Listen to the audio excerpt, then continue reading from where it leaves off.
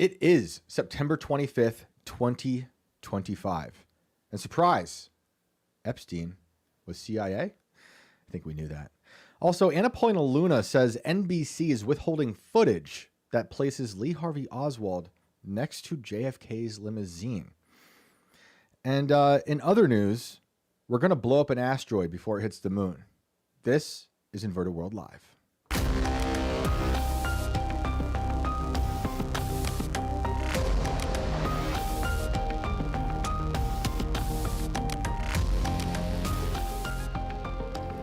Well, here we are.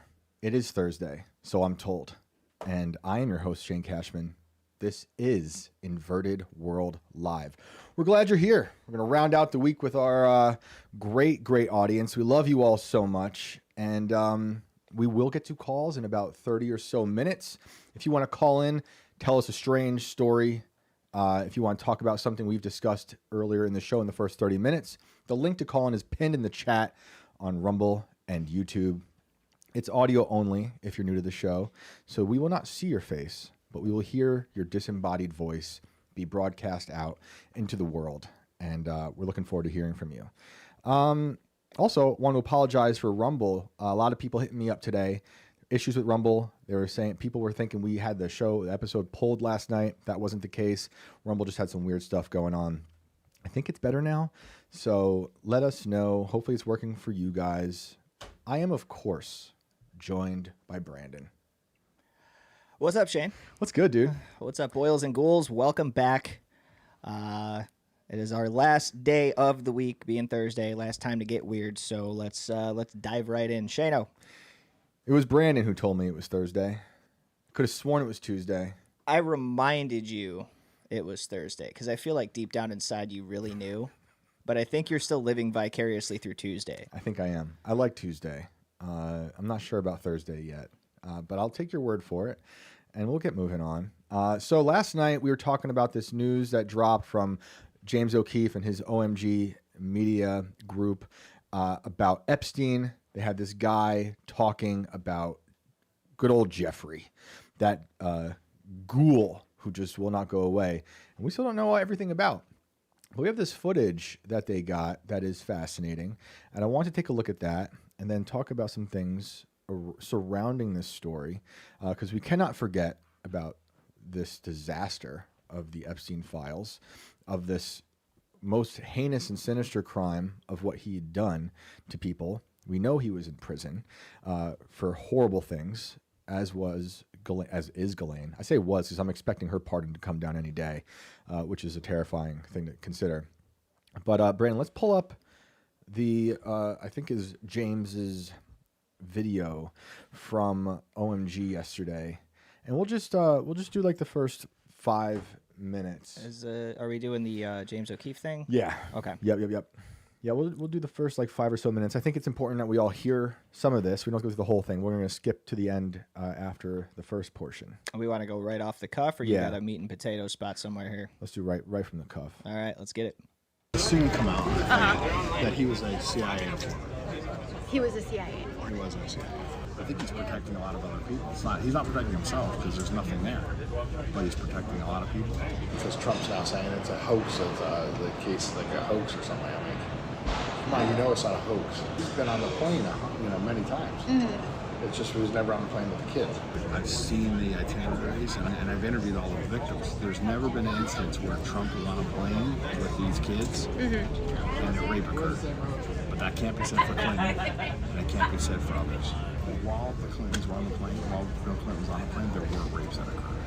Overheard at Phoenix Airport on September 8th, 2025, a senior Justice Department investigator who personally worked on the Epstein case tells all. Glenn Prager, who has reviewed Epstein itineraries and has interviewed Epstein's victims, drops a bombshell. He says that the DOJ did not want to go after Epstein because he's a CIA asset, that the evidence from his investigation confirms that Bill Clinton was present for alleged rapes on the Lolita Express, and that President Trump was not present for the rapes that Glenn Prager investigated, but that he is protecting a lot of other people that were. How about this whole Epstein thing that's like going on? So I worked on that case. I used to interview all the victims, and then my picture was 20 to 30 victims, in Palm Beach that I was interviewing and dealing with and stuff like that. And then we would go ready to go to trial, and they would flip. Epstein would just pay them off, and they were just like these little kids. They pay off their family. They're all broke kids and poor families, and all. So you pay them off like anywhere from $150,000 to $500,000, nothing in that guy's world. Prager there describes how the victims that he interviewed were paid off by Epstein right before going to trial. Prager has worked as an investigator inside the Department of Justice for over 20 years. According to Prager's LinkedIn About page, it says that during the tenure at DOJ, Prager served as an inspector overseeing sensitive investigations involving major DOJ components, including the FBI, DEA, Bureau of Prisons, U.S. Marshal Service, Brandon, you want to pause ATF, really quick? and the U.S. Attorney's offices. Just want to say hello to everyone who is joining us from IRL. What's up? Thank you for being here. We are tuning in to the news that James O'Keefe dropped yesterday about this guy talking about Epstein being a CIA asset, which should not be surprising to anyone, although I think he's connected to a lot more than just the CIA. And for those just joining us, we're also going to be getting into Anna Paulina Luna saying that NBC is withholding footage that places Lee Harvey Oswald near JFK's limo, which is interesting and should be interesting to you, considering the official narrative, which this would conflict with that in a big way. And we're also going to talk about some astronomers who want to blow up an asteroid before it hits the moon. I think we got other stories as well. Those are the big ones.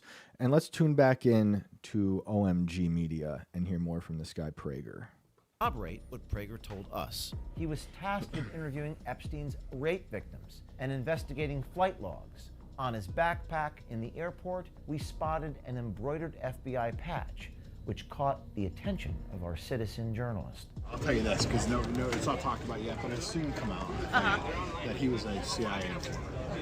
He was a CIA informant. He wasn't a CIA. Although many have suspected it to be the case, this is the first time a Department of Justice official has confirmed that Epstein worked for the CIA and is a foreign asset. So There we go. DOJ was settling the case, and they were just letting him, do house arrest and they minimized his arrest.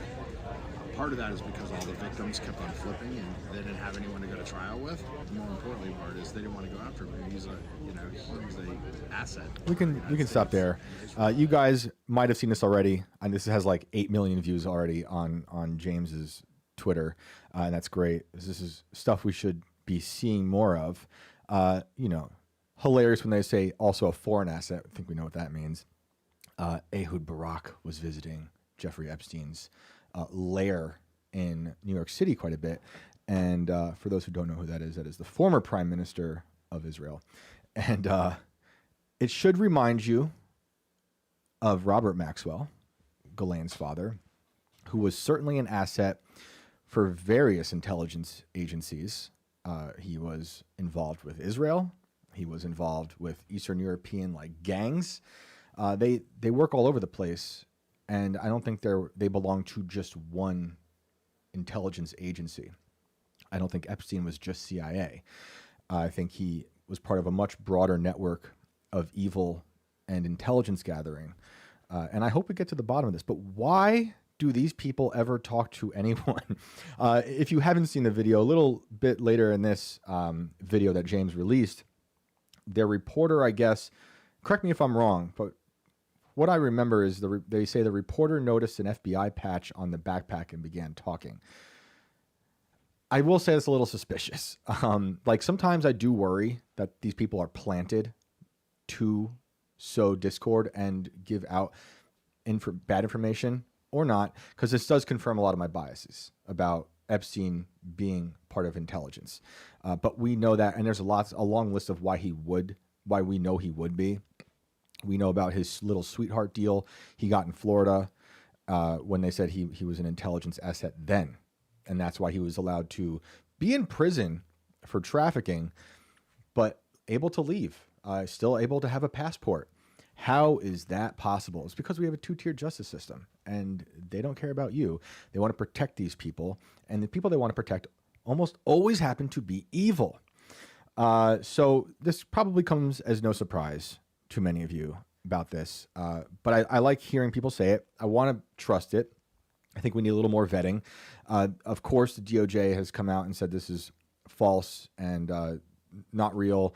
And the guy also put out a statement saying he wasn't aware he was being recorded, obviously. I was going to say, you can kind of tell that Right. this was a seemingly off-the-record conversation, that this reporter was running a recorder on the side unknowingly. Definitely. And I mean, you could pick up in the way that she's talking that you're being recorded. Like, I don't know how he didn't catch that. You work for the She was FBI? confirming. Yeah. He was in the CIA. Yeah, and like, his retardation of talking to someone is also confirming my biases about the FBI being filled with incompetent losers.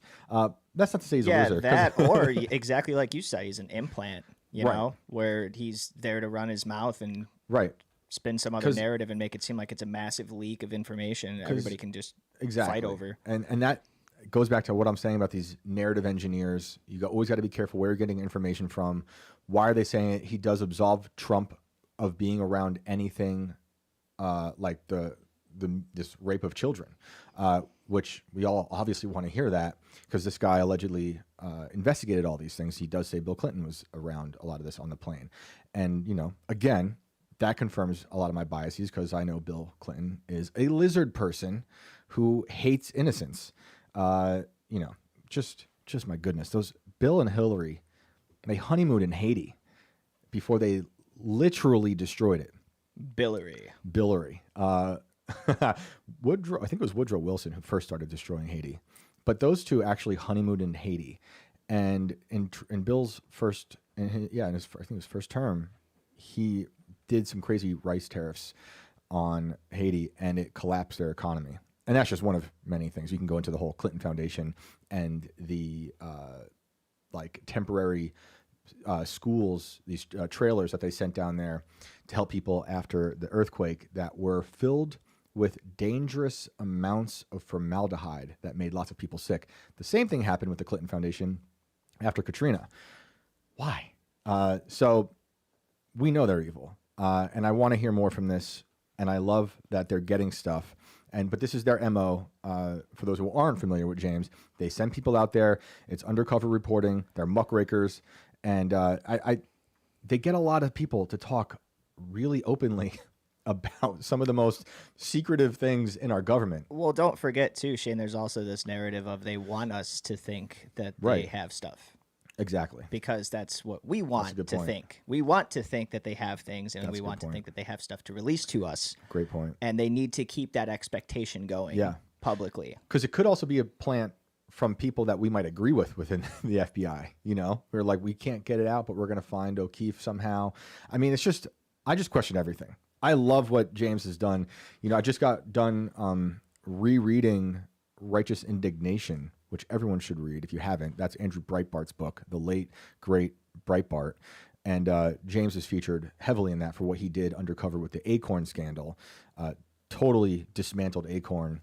And Breitbart, I mean, man, you guys really got to read it or listen to it. I listened to it on Audible. Fantastic book. Breitbart really was the beginning of so much of what we're doing today in the whole podcast world and stuff. But he was on another level.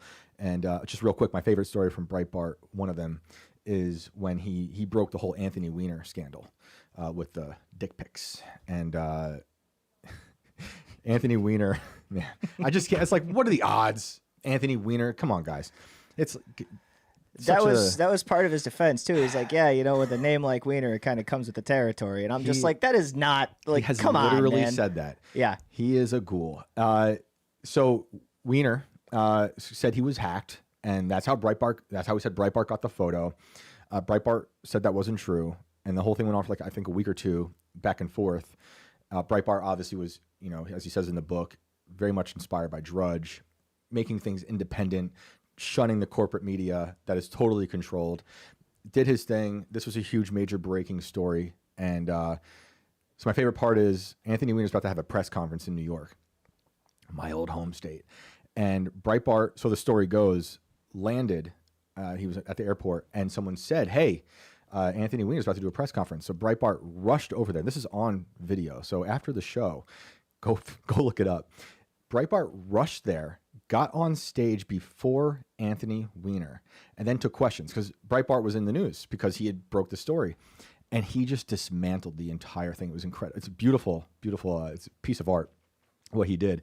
And so after a week of like deflecting, of blaming Breitbart or someone for hacking into his, I think it was Twitter or something, where the picture came from, Anthony Weiner just. I don't think he started crying, but in my memory he's crying. But he admitted to doing it and said he had, basically been lying the whole week. It's incredible. Just one of some awesome stuff. But James O'Keefe is featured heavily in that book, Righteous Indignation, and it's awesome to see what they've done and all the stuff James has been up against. So it's fascinating that they're getting this out there. I want to trust it. We have so much more we need to find out. Before we move on to the next story, can you go back to that video? And I think cut to like the 11-minute mark. I think that's where I want to see just the last thing, because this is a very, very important thing he says at the end. 11-minute mark. I believe so. I think it's like, is this a 13-minute video? Roughly, yeah. Yeah. I think it's around 11 minutes. All right. In the last few weeks, I've reached out to top officials of the Department of Justice repeatedly ahead of these reports. Our attorneys even sent a letter to the FBI Director Kash Patel. There seems to be more of an interest, generally speaking, in covering their ass instead of telling the truth. While we expect that of the previous administrations, we expect better of the Trump administration and those who campaigned on the promise of transparency. Now, I was advised that reaching out far ahead of time would lead to this story being suppressed, something that my team, and I dare say all of the people who actually voted for this administration, can't comprehend. But these reports are going to continue coming out. And they will not be partisan or political. They're going to cut across the political divide. Because this is not a political mission, and I am not a political person. It is my mission to clean up society through transparency, accountability, and the truth. I wrote last week the legacy of Charlie Kirk is to do the right thing for the right reasons. And reflecting on his legacy, I saw a remarkable change within him in the last couple years, but especially the last couple months of observing him from afar and also knowing him personally. I reached out to Charlie to solicit his advice ahead of this story. I was expecting Charlie Kirk to express the same reluctance as the top DOJ officials relayed to me, the same officials that Charlie, no doubt, in some part or in some way, matter, shape, or form, helped to get their jobs in the first place. I told Charlie I was conflicted about what to do. And Charlie Kirk's last words to me were, James, you should be a journalist first. You can cut there. I love it. I love it. First time I met James was at a Turning Point at AmFest. It was wild. It was wild. Wild times. That must have been 2022-ish. It was crazy. I can get down with everything you just said. I love that. I'm so for transparency. And that is one of my issues, one of my many issues with the current administration. I support Trump and I want the best. I want the best from them. A lot of issues, but they've almost, they keep saying most transparent. I don't think it's a crazy expectation for the American people to have. No. At all. Exactly. I mean, I really think that it should just come with it, We need it now. I get matters of national security. I get it. Yeah. But we want to be able to trust. You think we want to hate our government? You think people just sit there all day? I mean, don't get me wrong. It's my default I know there now. are people out there that do that. Don't get me wrong. Yeah. But the majority of people, I don't think, want to sit there and just hate and fear and worry about their government all day. It'd be nice they have not better to. things to do. It'd be nice not to. We Like, just have a long history of needing to hate them and question them because they hate us. and we have immense trust issues because of Yeah. it when it comes to things like this. So now the problem with this is that with us not getting the transparency that we were told we were going to get from this administration, like he was just saying, now it's making us feel like, oh shit, there's absolutely no way we're ever going to get transparency if we can't get it under this administration. Midterms are right around the corner. They have control of everything right now. I mean, I'm putting control in quotes because I don't know if there is control. I think it's all a lot of theater. We don't know about Butler. Butler was a huge, huge catastrophe. I mean, thankfully, he didn't die, But how do we not know about Butler? And Trump has said himself he's satisfied with the reports he's seen about it. I don't think the American people are. You know, and now we're dealing with all the Charlie Kirk stuff. It's very interesting. So speaking of transparency and national catastrophes that we still don't have answers to, let's cut to the Anna Polina Luna footage, the interview she gave where she talks about JFK. Because this is interesting. Yep, Cat 747 says the government is not our friend. It's true. It's true. Rand Dizzle Swizzle says we still don't have answers for East Palestine, Ohio. Yeah, we don't. We have some more since I was there reporting, but those answers are just, they shouldn't have blown it up. That's what they've agreed on. And that because of COVID, they got rid of all these people. By they, I mean, I'm forgetting the name of the freight company. Shoot. Sorry, guys. This is how I am after being with my 3 children all day. My brain starts to go. But whatever, Norfolk Southern, I knew it was there somewhere. They, because of COVID, got rid of a ton of people that did the inspections on the cars. And they used to do like, I think, 3-minute inspections for each car on a freight train. And then they got rid of all these people and they cut it down to 30-second inspections. And then they counted on sensors to be able to do those inspections as the trains were going by. And it was the faulty sensor that did not pick up the burning wheel that led to the wreckage. And so the other answer we got was, if anyone tuned into those hearings about a year after East Palestine happened, they said, well, we'll just add more sensors. Okay, great. Let's add more sensors. Let's hear from Brandon's favorite politician, Anna Polina Luna. Boom. I would like to actually tell the American people, it was made aware to me this evening that NBC actually has a video that's never been seen before. We're actually going to be sending a letter requesting that from NBC because it allegedly shows Oswald near the vehicle when the assassination took place, which means that he couldn't have been the shooter. So again, we're tracking down all this information, but look, there's even a CIA document that came out that Mr. Morley pointed out that actually said that the CIA never bought the lone gunman theory. And so I think the American people had an inclination as to what we were saying, but we never had the hard evidence until now. And so it's important to note that in a free and fair society, how could you operate or have an agency operating in the shadows? And so kudos to President Trump, also Director Radcliffe and Tulsi Gabbard for pushing for this transparency. It is going to be generational changing that they've done this, and we hope to bring forward legislation to ensure that this never happens again for future generations to come. You're saying NBC has been keeping this tape of Oswald under wraps? Correct. In fact, Director Stone actually told us that he was showed this tape, that it was a secondary copy, and that he said that this could blow open the entire JFK investigation. What I will also tell you, though, Jesse, is he said that NBC has been very, very much so guarding this tape. And so I believe that that tape belongs to the American people. We are going to be sending a letter asking for that tape. And I would encourage everyone to ask NBC to release that tape to the public. It's important, not just for our investigations, but so the American people know the truth as to what happened with John F. Kennedy. Holy hell. All right. So if they refused to release this, okay, first question pops into my head. Mm-hmm. How the hell long have they had this? Yeah. How long have they been sitting on this, guarding this with their lives? Mm-hmm. Right? Mm-hmm. Good question. And this is me still trying to wrap my head around this because this totally seems like there's absolutely no way they have this.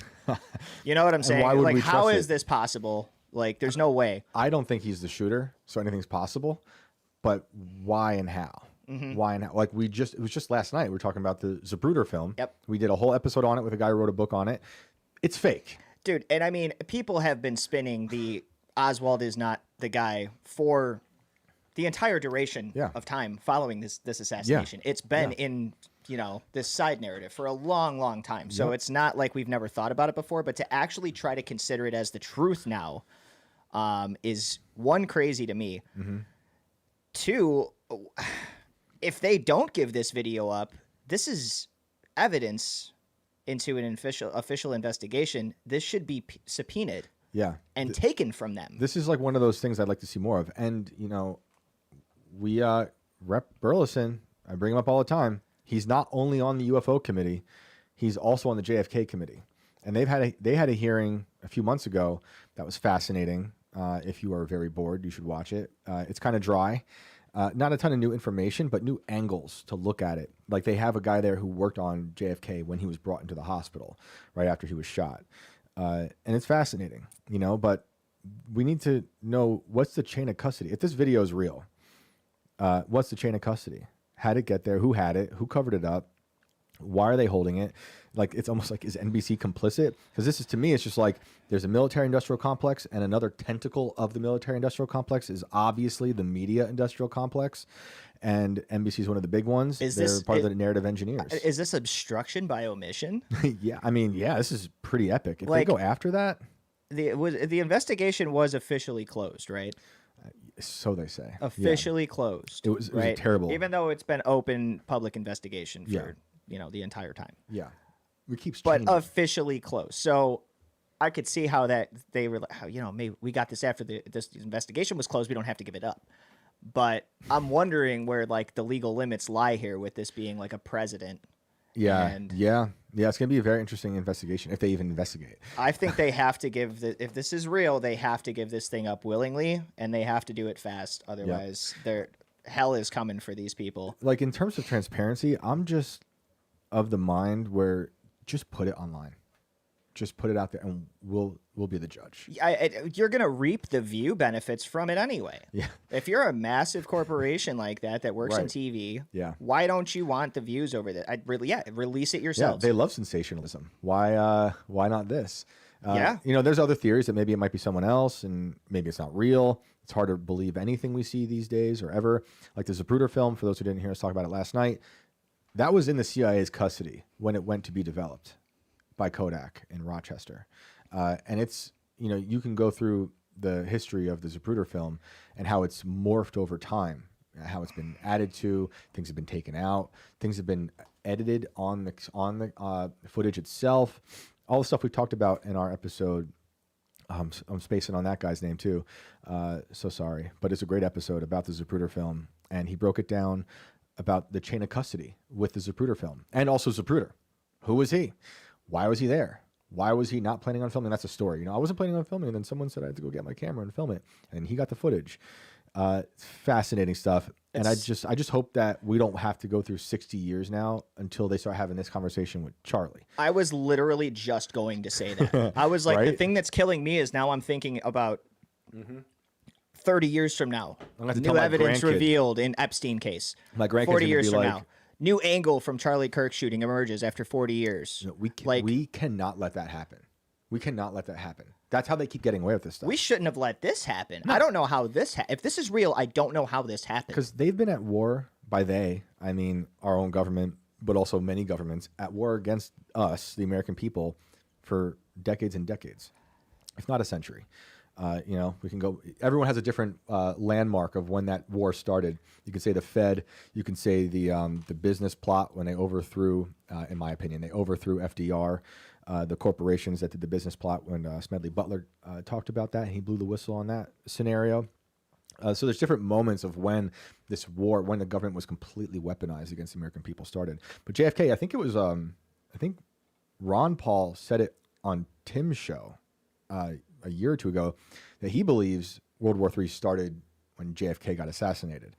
It's hard for me to see it in that way. I don't think we even see war the way it should be seen anymore. War has obviously mutated every time it happens, and now we're in a different type of war. A lot of it's psychological, but clearly they hate us and they don't want us to know the truth.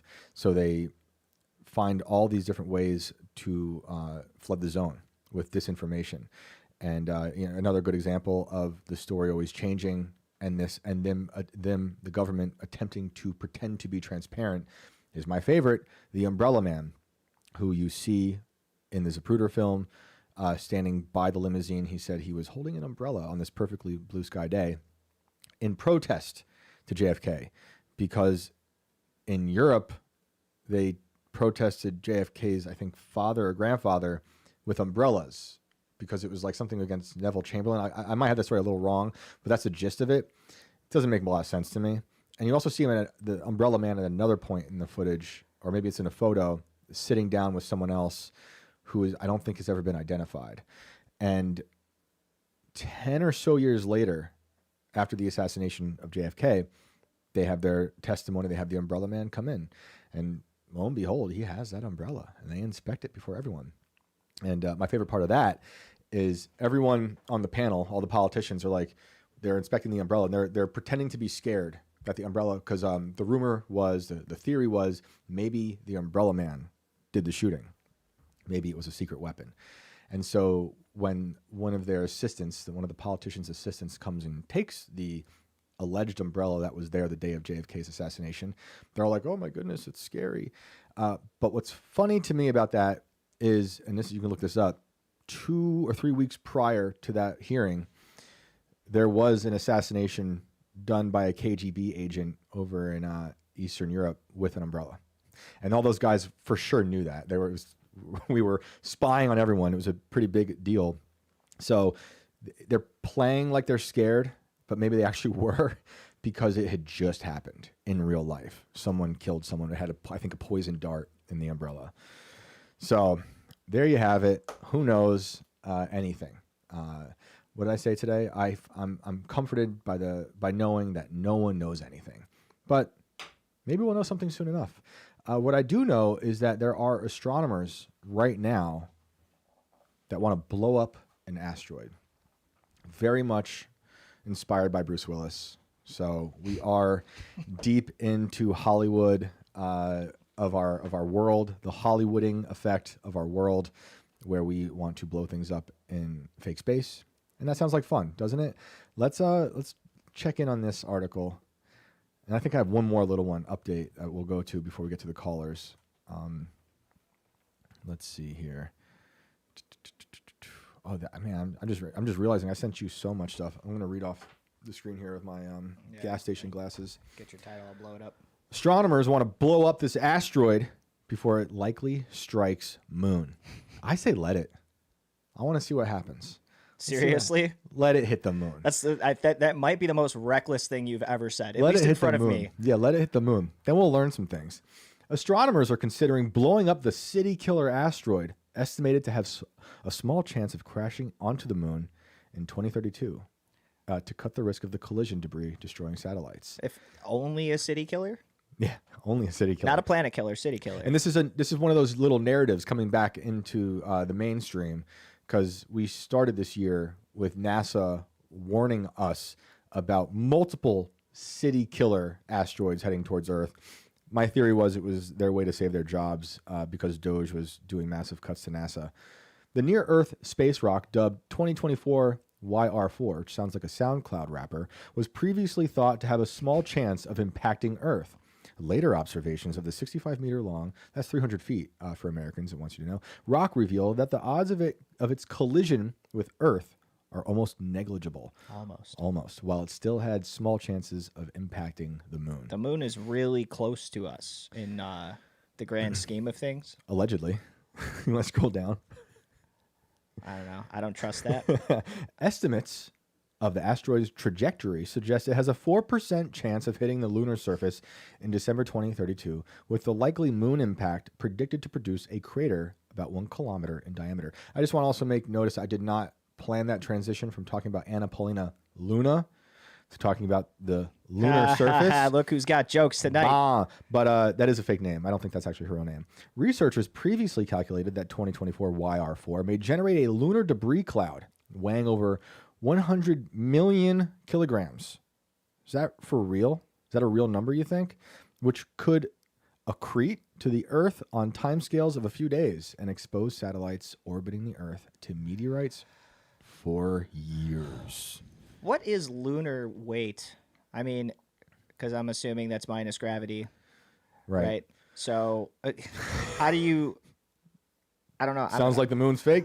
That sounds like what you're saying, Brandon. I'm going to have to go to college to figure out how to do that equation. Of all the clouds I've been worrying about, now I have to worry about the lunar debris cloud. Is that the end of the story? Oh, you know what? There's your sun blocker right there. If that happens correctly. Okay, now we can't let it. Maybe that enters. That's like a dust cloud entering our atmosphere. Right. That would be crazy. Now Bill Gates wants it to hit. That would be crazy. Was there anything else to this article? Okay. Picture, yeah, there's a little bit. Okay, very clear picture of stuff in fake space. The yet-to-be peer-reviewed study assessed 3 potential missions, including further reconnaissance of the asteroid, deflecting the space rock, and breaking it apart into pieces with explosive devices. Awesome. Researchers considered different propulsion options using existing spacecraft as well as new ones. They also assessed the different timelines involved for each of these missions to reach the asteroid, currently over 379 million miles away. All these options seem to require several times more planning and resources compared to NASA's 2022 Double Asteroid Redirection Test, also known as DART, in which the space agency nudged an asteroid called Dimorphos off course by ramming it with a spacecraft at high speed. Deflection missions were assessed and appear impractical, scientists wrote. Another proposed option includes detonating 2024 YR4 using nuclear explosive devices. This option is being considered seriously since deflection will likely not be enough due to uncertainty in the asteroid's size and mass. Gotta blow it up, people. Gotta blow it up. The idea of ramming something like an asteroid with a spaceship is hilarious to me because on the south side, that's how the gangbangers used to do it. They Right. would just get in the Chevy Suburban and they would just, if you were a target, they would just ram your car with their Suburban. And that's what the government is. It's just a big gang. So we're going to send a Suburban to go ram Tinted out this asteroid. Suburban. What else do we have here? Anything else? We have We have more pictures of rockets. Such a mission could open up another way of deflecting any other potentially dangerous space rocks discovered to be on a collision course with Earth in the future. Scientists say. Like just scientists. That's my favorite part. You mean like as in like we might be able to come up with another way other than let's crash into it with a ship and see if it... We do have Jewish space lasers, Brandon. They are up there. Jewish space lasers. Oh, yeah. It's a thing. China also has, I don't know if they have Jewish space lasers. They probably have just Chinese space lasers over there. Are there 12 of them? Because that would be awesome. There might be. It might be. The space rock could weigh anywhere from 72.7 million to 2 billion pounds. It's just a small difference between those two numbers. And a mission to blow it up into pieces could take anywhere from 5 to 7 years to develop, with the next available launch window from late 2029 to late 2031. Scientists propose sending 2 100-kiloton nuclear devices to the asteroid. Now we're talking. Again, I need to hear from these scientists directly. This is just a very abstract. Who are these scientists? And who? This is mad science. They're like, we need to get a 100-kiloton nuclear device and blow it up. This literally is the movie Armageddon minus the part where it's not big enough that they need to drill to the core of it first in order to get it to... Do you think they're planning on doing this to Atlas? This is pretty damn close. Well, what were the numbers that we had on Atlas? I think we actually have it here. Let's pull up that story. 33 billion tons. So we'll just head to this story right now before we get to phone calls. Like I say, there's always new news when it comes to our old friend Atlas, the aggressive probe heading towards Earth that is nuclear powered allegedly, and also might have mini probes on it that will detach and invade Earth. I think we need to permanently attach like an angry face emoji to the front of Atlas 31 so that we be don't great. forget that it's threatening us. It's hostile, guys, okay? Trust us, bro. All right. On July 1st, 2025, this is small. Hang on. astronomers spotted an object moving through the solar system at nearly twice the velocity of previous interstellar visitors Oumuamua and Comet Borisov. The object, which was confirmed to be an interstellar comet with its own dusty coma and suspected to be far larger than the previous two, with a then estimated nucleus, the rocky part of the comet, excluding its coma, of around 5.6 kilometers. So it's big, okay? It's big. Also, dusty coma. That's how I feel as I get older. I have become a dusty coma. Sizing comets is a tricky business, primarily because to do so, you need to distinguish the comet from its coma. As comets approach the sun in their orbit and heat up, they outgas, losing gas, and later, when they are even closer to the sun, dust, which forms their distinctive trail or coma. This outgassing acts like a thruster, slightly altering the trajectory, rotation, and speed of the comet. That can complicate measurements, but it can also provide key clues. In a new paper, which has not yet been peer-reviewed. That was a phrase we heard in the previous story. Not that I care about peer review. Honestly, I think that's a whole pyramid scheme in itself. But anyway, from Harvard's Richard Clote, Avi Loeb, and Peter Veris. And we know Avi Loeb is like the father of Atlas. This is most information we get about Atlas has come from Harvard professor Avi Loeb. Loeb the Probe is what we've been calling him here at IWL. What are the odds, guys? I mean, this is the Anthony Weiner of comets. The team looked at data compiled by the Minor Planet Center between May 15th and September 23rd, 2025, from 227 observatories around the world, and compared the object's trajectory to what we would expect from gravitational acceleration alone. For example, acceleration caused by the sun's mass as it approaches closer. We got a picture here. It's I think Good it's old Atlas. one that we've looked at before, where I accuse these things of being giant flying LED cucumbers. Or You know, something. it might. I'm going to take a page out of the Pentagon's book and say it might be a balloon, for all we know.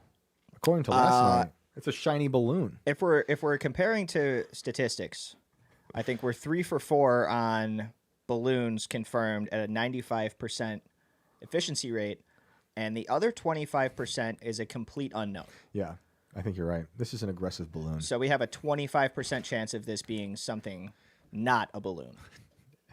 Go with your gut, though. It's a balloon, guys. You want to scroll down just a bit for me? Look at this little ad we got. It's hilarious.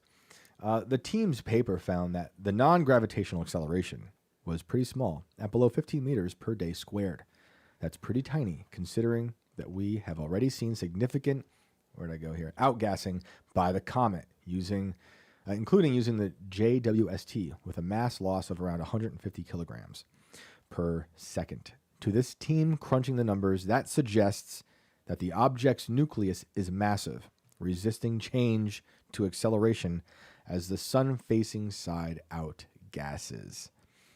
The team estimates that the object weighs over 33 billion tons with a nucleus diameter of 3.1 miles. This is large for a comet, yes, but at 500 trillion tons, or this is just fake math, guys. I'm sorry. These guys are just making this stuff up. I'm just reading the news. A 3.1 diameter is pretty damn wide, though. It's huge. That's huge. And 33 billion tons. They're going to need a lot of bombs. A lot of bombs. That's a big rock, man. They're going to need a lot of bombs to throw this off. Like, yeah, I don't know that they don't even know what the hell it's made out of. How could they estimate its weight? You know, like, I get, if you're comparing it to, like, rock or something here on Earth, divide that by whatever the hell your space weight equation is that we were talking about, and then you get, this. But that's a big rock, man. And also, when it comes to these silly numbers, these silly space numbers, something else I saw in the news recently, we won't have to bring it up, but, they've told us about these black holes, these supermassive black holes. And now the new study says that they might not be as big as we think. And I think even as recent as last year, maybe last summer, there were stories about the black holes might be so small, and this is one of the headlines, it could be hiding in your bedroom. This last part is saying that it has the largest comet nucleus ever seen at 80 miles across, or 128 kilometers. So you're saying this is a pretty big probe. It would take you an hour to drive from one end to the other doing 80 miles an hour. Wow. Wowzer, guys. This is huge. So we can leave it there. I do want to get to callers in a bit, but I will say it reminded me of something. I don't know why this hadn't dawned on me yet. I just want to pull up really quick this description.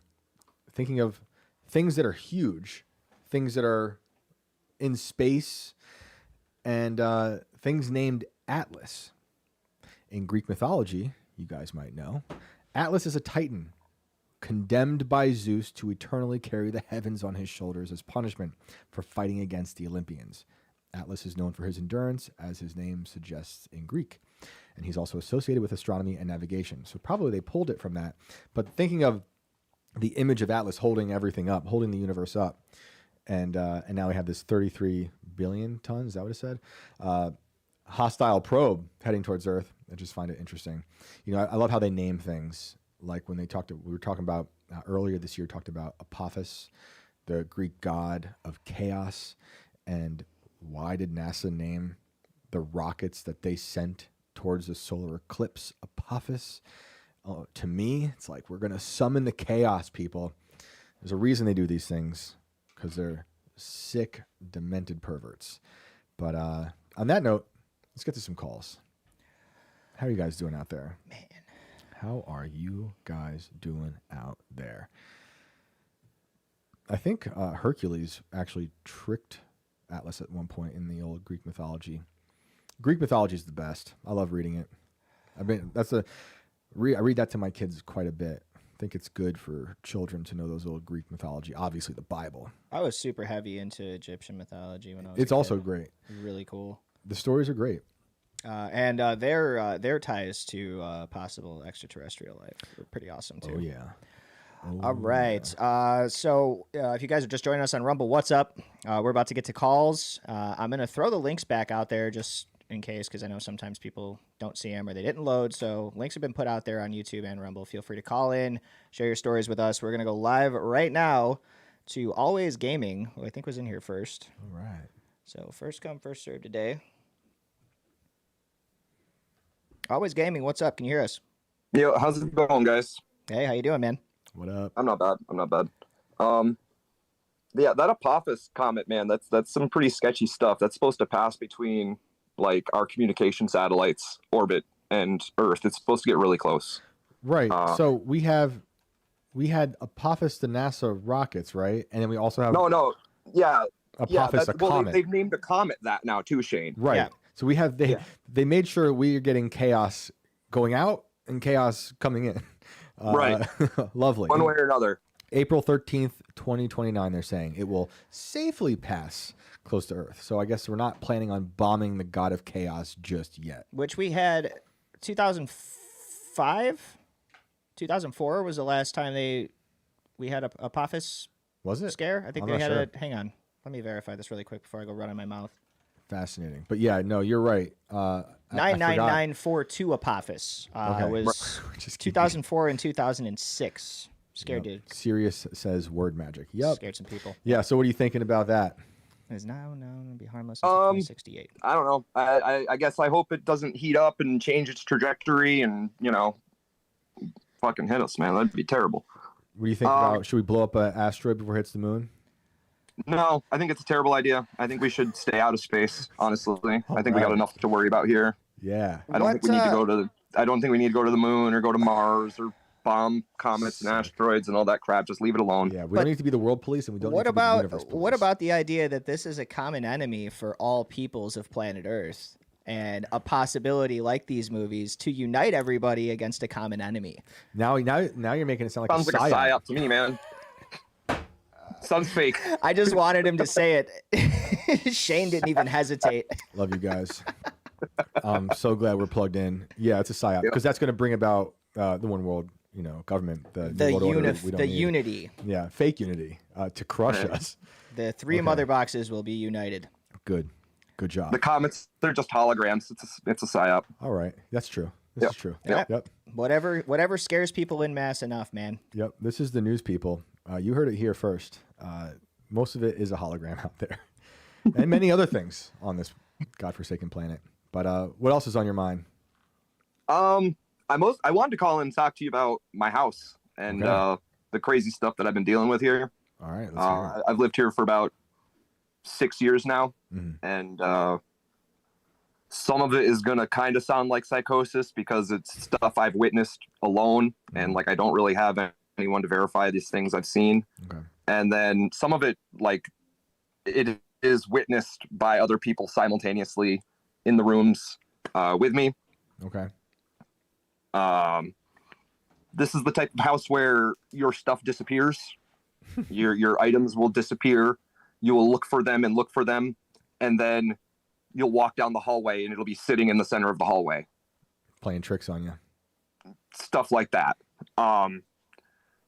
I watched my ex open a cupboard and like plates flew out of the cupboard and like hit her and they shattered on the ground, and it was like glasses and plates, like a bunch of stuff came out all at once. That was a very strange occurrence.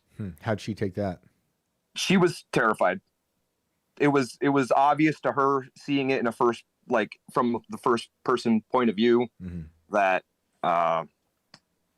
the stuff flew at her when the door was opened. Whoa. How long were you living there by the time that was happening? That was the first year we were here. Okay. Did you feel right when you moved in that there was something off with the place? No, not at all, really. I don't know. I did notice things like kind of like phantom smells appear in the house. That was my first clue that like something seems off. What kind of smells? Then what can you explain like the smells? Sometimes it smells perfumey, kind of like a garden, or like particularly like a rose perfume kind of smell. Okay. That's weird. Like a funeral? Sometimes like it smells like feces and piss. Man, those are two very different smells. Yeah. Yeah. Huh. Yeah. It's like, you know, I have a cat. The cat box is clean. I'm not talking about like right outside my bathroom after, you know, coffee in the morning or anything. This is like in the dining room, in the kitchen, on the staircase, you know. Interesting. Places where it doesn't make sense. How old is the house? Okay. Okay. This is where, it was built in the 1890s. Mm-hmm. Great time. The history of the home, it used to be, it was a bar at one point. Mm-hmm. It was a restaurant at one point. During Prohibition era, it was a speakeasy. The earliest business that was in it was a beer garden. In my parlor, there are tap holes drilled through the hardwood floor that are plugged now, where they used to have the kegs that ran underneath the parlor, and you had your bar up there with the taps, and this place people would awesome. come in and sit and drink in my house, basically. Sounds like a pretty cool place, despite the. It is an interesting smells. house. It's very Alice in Wonderland in its floor plan. Like, people come in and they get turned around. There's a lot of doors and glass and windows, and it's a peculiar home. Do you ever look into history outside of that, like bad things that have happened there? Nothing that I have found that happened in the house before I lived here. Since I've lived here, terrible things have happened in this house. Do you care to share that, or is that? Yeah, we can get to that. Okay. The most profound paranormal experience that I wanted to convey before we get past it was I have a game room where I had a computer set up and a gaming table and all my shelves full of games and crap like that. And I was sitting back there with my ex one day, and there's this column of dead space that used to be like a chimney that is capped off. It's completely sealed. It's non-accessible. There wasn't anything in the chimney, but there was a punching coming from in the wall, and it was consistent. Okay. Every 20 seconds, 25 seconds. And so we're just like kind of frozen, scared, looking at each other like, what is going on? And I walk over. Did it feel like it was coming from the same? Sorry. Did it feel like it was coming from the same exact place, this punching? Yes. Okay. Yes, it was definitely in the same spot. And this isn't like old pipes in the walls. That does not exist. You know, this isn't what that was. I walked over with my gigantic balls, and I put my hand on the wall where the punching was coming from, and I could feel something punching the palm of my hand inside the wall. Could it have been an animal? It wasn't much longer after that it stopped. Like, I felt it. It happened a few times, and then it was done. Could it have been an animal? Shane, I don't think it could have been an animal, man. It wasn't. An animal would have scurried. An animal would have been trying to climb. You know, this was like imagine like punching a pillow, you know? Yeah. That's it. And like I said, this is a capped off, enclosed space. There was no way anything can get in there. I've gone down and examined it top to bottom. I've been on the roof and looked at it. I've been in the basement. There's no way in this. It's completely enclosed. Okay. Well, that's creepy. it was very creepy. Anything in the walls making sounds is always weird. I've had animals in the walls, and it's not fun. And Sure, sometimes I they have stay too. there. I'm very familiar with the sounds of like squirrels The crawling around in scratching. your attic, and like birds in your soffits and stuff like that. Mm-hmm. I've experienced that many times in my life, and this was nothing like that. And did it happen again? It's never happened again. It was just that one time. That's very weird. Yeah. Yeah. Okay. So you have all these experiences, the plates, Right. the smells, the punching behind the walls, and now you said you've experienced like horrible things that have happened there, or something bad things have happened there. Yeah. It was about a year ago. My daughter passed away in this house. Oh, geez, I'm so sorry. Yeah. That's horrible. I was the one who found her. Nobody in the family saw her prior to the funeral but me. And it is something that nobody wants to see. Nothing will prepare you for that. I'm sure people have seen a lot of like gore videos and dead bodies and stuff like that, but it's finding someone you love dead, man, is not something you want in your life. That is it's the worst. I can't think of anything worse. It's the absolute worst. Do you mind if I ask how old she was? She was 13. Oh, man, I am so sorry. Oh, that's horrible. Yeah. She was an artist. She was a singer. She was very talented. She was beautiful and smart, high honor roll.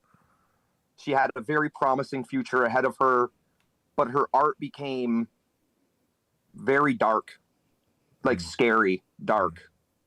And she started developing tendencies where she was doing self-harm, and she seemed tormented to me, man. And I had my girls in a Christian school. Her and I got baptized on her birthday together. I was trying to do everything right, man. I really tried hard, and then when stuff started getting dark, I brought her to therapy. I found this really good therapist, art therapy. She really enjoyed it. I don't know where things went sideways, man. I don't understand how it got like that. Do you mind if I ask like theories about, was it some, were there bad influences in friends or bad influences online that you were able to discern? No. If we obviously, when something like that happens, the police get involved. We had a detective that, scrubbed her phone trying to find information. And the guy told me that he really didn't see anything that was, to particularly to blame. Right. So I can't say that there was anything particularly that, if something happened, it was very well concealed. Right. I mean, if scrubbed the iPhone and nothing came back in chats or internet history or anything like that, what a horror. It was extremely intentional. There was notes and yeah. But okay, so obviously that's an immense amount of stress to go through. That amount of grief and loss, and I was already kind of on like some kind of spiraling trajectory. Leading up to it? Not as bad. Honestly, I was kind of pulling out of it. I was getting to a good place. Things were improving. And then it just like kind of knocked the foundation back underneath me. So since then, oddly enough, her birthday was September 10th. No. Oh my God. That just gave me chills. And I'm sitting in my house alone. And no one's called to check on me. No one's seeing how I'm doing. And suddenly I see the news that Charlie was killed. Right. And I have yet to this day, I've not watched that video, man. I'm not going to watch that man get shot. I don't want to see him bleed. I'm not going to do it. I'm not going to do it, man. I've watched all sorts of faces of death and gore videos and stuff, seen terrible things. And I don't need to see that. And it just seemed so, what a coincidence, you know? Right. Another tragedy. Right. A day that's already a tragedy in your life. Yeah.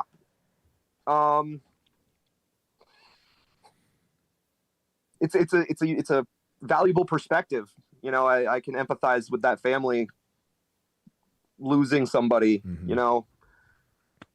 It's dramatic. Yeah, there's you know, in my family, there's been some suicides, and not that I've seen myself, but have been close enough to, and it's just it doesn't make any, you know, it's like it doesn't make sense, even if things are left behind, to kind of try to make sense of it, and lost a lot of friends that way throughout high school and college and after college, and it's always just it doesn't make any sense, and it's a nightmare. Yeah, absolutely, man. It is. You're left questioning, you know, what could I have done different? What didn't I know? It's such a terrible way to leave the people that love you, you know? But I hope you don't feel any like guilt as a parent. I'm sure that's hard. I mean, inevitably you do. I think inevitably you tell a story like this, and I know there's a certain percentage of people who are going to hear it. They're going to say, wow, that guy must have been a shitty father. What a piece of crap. You know, I mean, it's easy for people to judge from a distance. Yeah, exactly. Well, it really is. I can also see there being a period where maybe you even go looking for a way to blame yourself, you know, just hoping that you won't find one. Yeah. But it's super important that you don't, you know, super important that you don't blame yourself for stuff like this, because there's you know, they always say, like, you know, car accidents, stuff like that. Oh yeah, if I would have left 30 minutes sooner, you know, if I wouldn't have, you know, been going 45, I would have been going 40. If I would have hit my brakes sooner, you know, you can't change it. Unfortunately, it's the way it is, and it sucks. It really sucks. But you know, it's the biggest part is not carrying the burden of blame on top of the grief too, because that really is just too much. And I agree. How's your family? I take a lot of comfort in the fact that I felt like we did the pragmatic steps of trying to get the help that we thought she needed, and it just, maybe it wasn't enough. I don't know, man. How's your family holding up now? I'm I'm basically alone now, Shane. You're alone in this spooky house? Yeah. Have you considered leaving that house? Yeah, I have considered it. The thing is that when I leave this house, I want to leave the state of New York. And my daughter, her sister, who is a little younger, still going to school in the area. I you know, see her very often. It is a shared custody kind of situation. And, you know, she's here sometimes with me, right, but I get it. then there's like a week stretch when I'm here by myself. Right. But yes, I very much am looking forward to 5 years going by, getting out of this house and starting another chapter of my life where I'm not here. Yeah. This town I live in, kind of where I wanted to go with this. I feel like I live in a very dark principality. This town feels extremely evil to me. I don't know if it's something in the water, as one would say. I don't know if it's like just the history of the Iroquois tribes that were in New York, like the Cayuga and Seneca. You don't have to say what town you're in, but are you in the western part of New York? I'm in the Finger Lakes area of New York. All the way up top there. Okay. Yeah. Like right between Syracuse and Rochester. Okay. I'm going to really narrow it down. Yeah. Because the oldest prison in the continental United States was built in this town. Yep. Was there a jailbreak there? This is the birthplace of the electric chair. Yeah. Is this a prison that's still open right now? Yes, it is. And it has recently had a jailbreak. No, that was that's 5 Points. That's a little ways away from here. Okay. But yeah, that was a crazy story. The guy conned the nurse into help him escape, and that story's that crazy. was a weird story, man. That story's crazy. Yeah, no one gets out of the prison in this town, dude. No one's ever. I since I've been here, no one's escaped this prison. Wow. Well, it seems 1890 was the year the first person was put to death by electric chair. 2 blocks from, and they were building this house that same year. Right. Wow. Right. Yeah. Yeah. Some dark stuff going on over there. Every winter, the town is descended upon by like 100,000 crows, dude. Okay. A massive murder of crows comes and roosts everywhere in the town, man. It's insane. Okay, we got to change your scenery. We got to right? convince. No, it's this eldritch, creepy, Lovecraftian horror novel I'm living in, dude. It's awesome.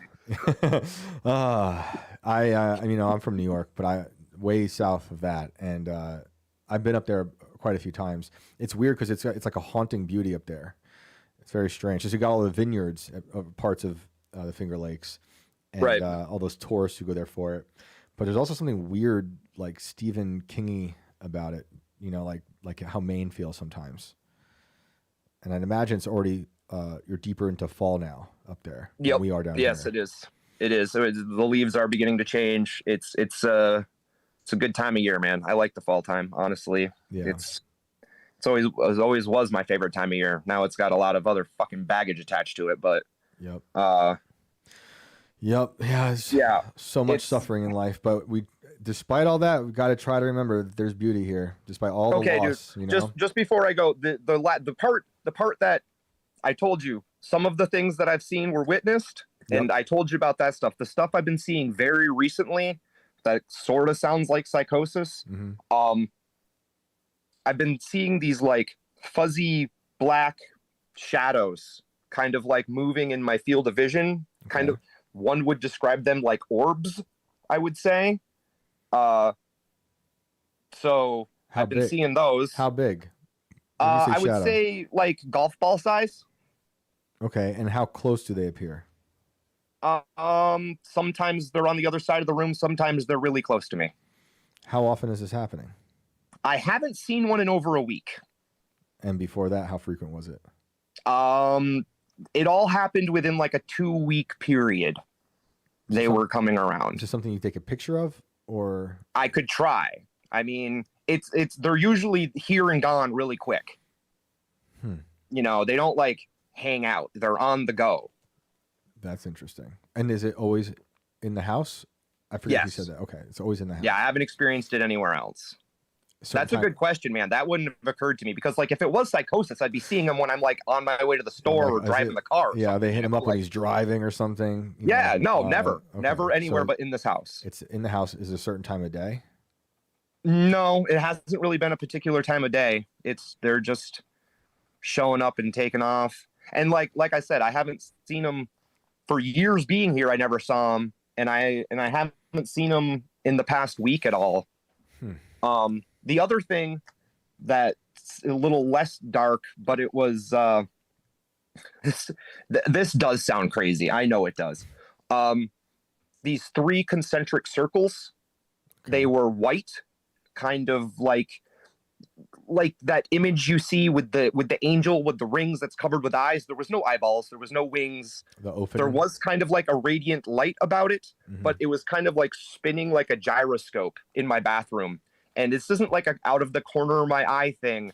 I like looked at it and it was there, and then it didn't stick around very long. How big? I would say it was about the size. The largest ring, the most exterior ring, was about the size of like a good sized dinner plate. I think we got to get you out of this house, dude. Yeah. All right. I've eaten a lot of time, guys. Thank you. Man, I'm gonna say a prayer for you tonight. I appreciate that, Shane. Thank you. I'm so sorry about your daughter. That is horrible. I appreciate that as well. Thank you for calling in and sharing the stories. And, yeah, man. Yeah, it's a wild little town, crazy house. Call us back. Other things are happening. And maybe we'll have good right. news of getting everyone out of this prison town. Yeah. Okay, man. I'll give you a call back sometime. All right, man. Have a good night. Thanks, brother. Yeah, you too. Bye. Okay. I was getting worried. I was like, I hope these shadows are. I have floaters in my eyes. You ever have those? Yeah. They're small, like little. I usually get it driving home from these damn lights. Yeah, people don't realize that Messing this with them. room is It's actually really bright in here. So bright. It's actually insanely bright in here, and I've but been messing the way with it. it's been set up with the cameras, it looks very dark, and which I like because some people complain are like, make it lighter. I'm like, I'm making it darker. I like literally want to make it darker because it burns our eyes. I'm working on that. Hopefully this weekend I'll have something new dialed in for us before next week. So hopefully by Monday. All of our people out there who do pray, I'd like us all to say a prayer for the last caller and everything going on in his life. It was so sad, and there's a lot of stuff going on. Sounds like in that house in that town. I'll have to ask him next time. It seems like he thinks that town and possibly that house have a lot to do with his misfortunes. Yeah. And that this isn't just something that occurred, that this is like, I think he used the word tormented and things like that. Yep. It just sounds like he might be thinking that there's this town in general is just bad news. Every time I've been there, I kind of have that feeling of dread, but it's so beautiful. It's so beautiful. But there is a sense of dread. I don't know exactly where he's at. But I've been up there a bunch of times. I mean, so is Salem. Yeah, Salem. Yeah. You think about it, it's and true. the shit that happened there, man. I mean, it's a little dark. You can almost feel it just standing in the streets there, like just the weight of it. Yeah. I don't know. It's really weird. It's hard to describe. Yep. I think it's really all mental, honestly. I think we project a lot of it, but I do think there's something to energy being captured in places, and maybe it's because we keep projecting it there. But it's like being at a battlefield. I can't help but feel sometimes that weight of all the death that's happened there. If you go to like Gettysburg or something. But let's get to another caller. All right. So thank you, Always Gaming, for calling in. Again, everyone, say a prayer. Yeah, man. It takes guts to come out in front of a bunch of people and spout some terrible, terrible stuff that's happened to you publicly to a bunch of strangers. So, yep, that's why we're here. That's why we're here. All right, I'm gonna bring on Chris Carmen next. I got him on my list. Jay said, "I have floaters in my toilet." That's Thank terrible. you for taking my serious, fantastic eye issue and turning it into a crass joke, Jay. My TMI, goodness, bro. My goodness. Chris, How can you hear us? dare you? Oh, hey, how you guys doing? Oh, hi. What's up, brother? Hello. Hey. Yeah, just wanted to maybe talk about a few things from last night there. Cool. Let's hear it. And last caller, like, yeah, I think you gotta get out of that house. I get the problem though, Yeah. It sounds like it's get out of the town, not just the house, but baby mama situation is but what the it sounds kid, like. you gotta keep the relationship going with the kid, but maybe you can relocate in the town just to somewhere else. He thinks the town has a lot to do with it too, from what I could tell. So I think getting out of that town entirely is probably what's best. But yeah, at the very least, start with getting out of the house. I would think there's just too much trauma in some of those places. Yeah. Yeah. Okay, but okay, so lizard people. Go on. Okay, so 1997. Friends and I'm moving the next day, so it's a big party. Mm-hmm. This is after grade 10, and we do a bunch of acid and a bunch of other things, and we end up at a house party. Okay. And the way I remember it was, so they're like, "Hey, come look at this," and they've got like a telescope set up, and then like I'm looking through the telescope, and the guy's like, "Can you see my hand?" And it's on the other side of the room, but he's right behind me. And I turn and look at him, and his freaking face, it does the lizard, dude. He turns into the lizard, the face. Just like in the like David Icke, or I don't know how to pronounce his name, those books. Ike, yep. David Icke. So I'd never even seen those books until like 3 or 4 years later. And yeah, so can you describe what that looked like? Like a gecko face, like a big gecko, like the same shape as a gecko to me, but more of a pushed in nose a bit. How did that go? It didn't last long. It was more of a dark green. Dude, it freaked me the fuck out, dude. I shut down. I just like got a ride back to where my dad was. And then I totally tripped out, thought that they'd killed my dad. I like took off like a madman running. And then I was trying to get to where my brother was staying. I get to the train tracks, and there's a dog there, a lone dog, like a German Shepherd Husky, looking like a wolf. Mm-hmm. And it was just like basically saying like you can't come this way, bro. So I turned and booked back down the highway into the trees. I'm like, dude, I'm on a fucking mission to save my life. Talking to God. How much acid did you take? Balls. I don't know. We put a bunch of hits in a bottle, shook it up, and we kind of shared the bottle type deal. Mm-hmm. That's fine. So I think the drugs had a lot to do with it, but I swear to God, I saw the lizard. So yeah. I have years of experience with this substance you speak of, and okay. Sometimes when I saw things like I didn't see a lizard person, but sometimes you look at someone, and it's almost like I in retrospect, I'm looking back. I don't think they turned into it, but I was seeing like their essence. It was like I was hallucinating. I saw his head like flip. What did he do when he saw you freak out? I don't think he even knows he is one. He's an English guy. Oh, so he must be a lizard. That's that. I don't know. Settled. You think he knows? I think they know. I do think this is a they all thing. know? I think this is a thing, and I think most of them know. And I think they can reveal themselves. Like we have people in the chat right now talking about Billy Corgan. We talked about him the other night, and someone made a video breaking it down. I wish I could call out the guy who made the video. I'm so sorry. Someone did a very deep dive into who that could have been, and I'm just saying this is according to whomever this is on YouTube, and they're saying in the chat as well that it was Tila Tequila. Okay, yeah. I forgot about her entirely. Yeah. Yeah. I didn't see the whole video, so I'm not sure how. I saw like parts, and I was like, I'm just going to skip. I want to know who the heck this lizard person is. Obviously Billy has not come out and said anything, but she's got a face that looks like it could morph into a lizard. But I think people who have this, whatever it is, do know. Maybe they don't. Okay. Maybe they're not born knowing or hatched out of an egg knowing. Maybe they learn later on, but it is bizarre. I mean, you feel like beyond the trip of your acid, you saw someone.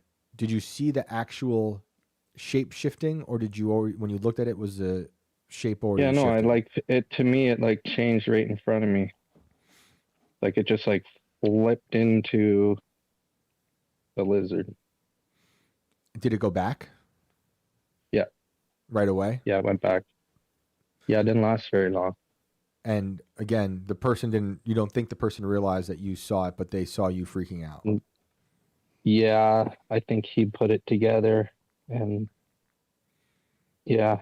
And how was your relationship with this person? Afterwards? I've never talked to him again. Never seen him again. Okay. Did you say you knew them beforehand? I forget. Oh yeah, I knew him for years. For years. We were friends. And you never saw him again after 3 that? years. You never saw him again? Well, I moved. You moved. I might have seen him at a party again at some point, but I don't know. Because then they were older. He was a year older, so then I think he went to school, and now he lives in Australia or something like that. So. Feels like a good place to move if you're a lizard person. Oh yeah, I guess it's warm, huh? Yeah, yeah, it's one big heat Yeah. rock. Well, that's crazy. So yeah, I think it's real. And then maybe just jump onto the next. So someone's saying, "Oh, you look at the stars and you're time traveling." It's like, not really. Like that light left a long time ago. You're just seeing. So yeah, you're seeing the past, sure, but you're not time traveling. I don't think. Yeah, You know? it's funny. We had a story not too long ago about scientists who literally, I don't know if you heard it, but a few weeks ago we talked about scientists who thought that we are all always able to time travel because you can harness your consciousness in a way to basically have an out of body experience and experience all of time back and forth. But Okay. I don't know if that's what she was saying, but she was saying like because the stars and the light and how long it takes to travel here, according to the scientists. Yeah, it's like 8 minutes and 20 seconds for the sun's light sun to travel to Earth. So, Yep. And that yeah. if all that is correct, and I have my suspicions, that means we're looking at could potentially be looking at a lot of dead things. Well, yeah, you don't know because it could have burnt out a million years ago, and the light just finally got here. So it's going to be a million years or billion years before it disappears, right? Yep. Would you have anything else you want to add? Maybe just something about the faith. What I never quite understood. So like the cannibalism of like eating the body of Christ and drinking blood, I never quite could kind of reconcile. Like, what's that about? Well, it's based on the Last Supper. People tend to like to make that comparison. I don't think it's actually cannibalism, although some people do think they're actually eating like flesh and blood, and some people have turned it into a cannibalistic ritual. And there's been sects, S-E-C-T-S, of Christianity that have different views on it. But I don't see that as like a primitive person eating another living person. I see that as a direct communication with the Lord and Savior, who sacrificed himself for our sins, unlike someone like Reza Aslan on CNN cracking open a human skull and eating a brain. But I could, obviously, I mean, I think sounds like cannibalism. culturally, I think in the past, in a lot of places, it was somewhat acceptable to eat some of a leader or a great person in hopes that you would be somehow bringing them into your being, right? Like, yeah, there's a long history of cannibals and cannibalism doing that like as a ritual, as like a dark ritual.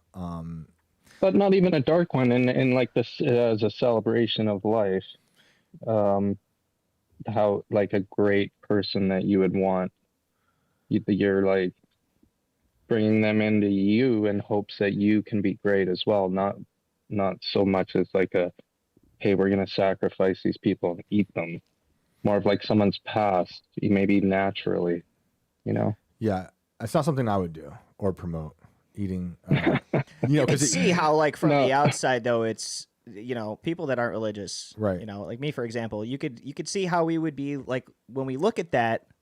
And I've even called this before jokingly, but the resurrection being like a zombie story, right? Essentially, of Jesus coming back from the dead after what was it, 3 days, right? But not a zombie, right? Totally, sure, not a zombie, but resurrected, which being, in our terms is zombie. But then also now with eating the body and the blood, that's flesh and blood.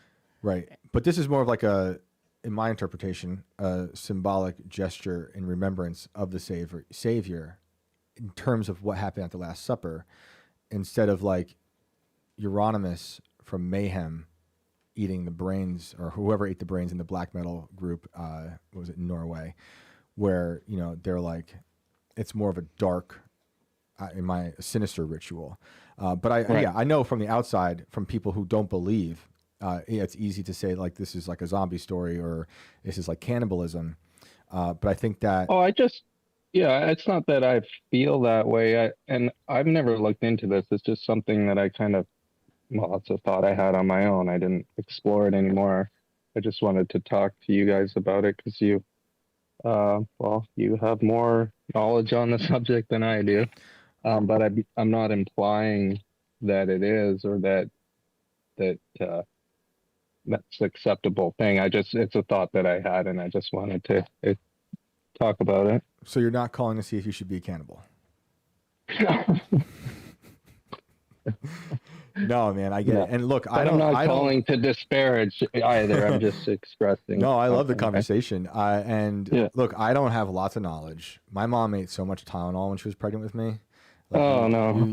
Don't guys. No, it's not a good time. Extra strength. Is that bad? You got that, Is that bad? extra strength. You don't know about the Tylenol thing going on with Trump? Did something happen with Tylenol? Yeah, there's people like eating massive amounts of Tylenol now, trying to prove him wrong because he went out there and said Tylenol was bad. So there's already a lady apparently at the hospital in critical condition. That's all my mom tried to say Trump was stupid, so she ate a bunch of Tylenol. No. I guess I don't know. It's crazy. Shoot.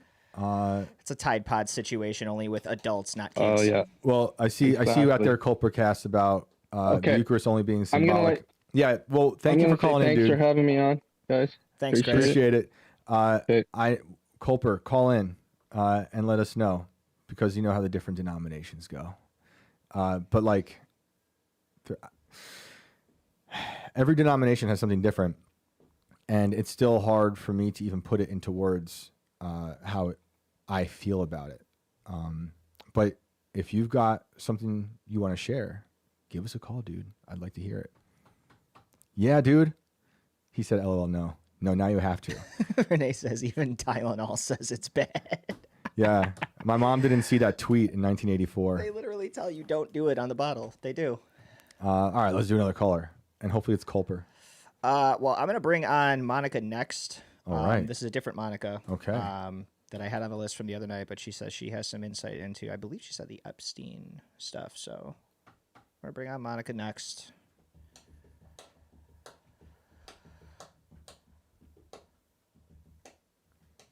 Liquid Rock Aquatic says, is Zoom an app? Yeah, I think do you have to have the app to call in?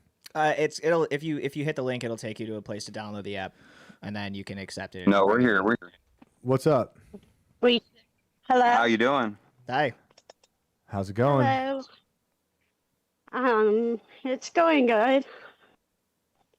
You want to thank him? Thank you, Sean and Brandon. I appreciate you letting me on. Of course. Oh, thanks for being here. How's it going? What's going on? I've been. I don't.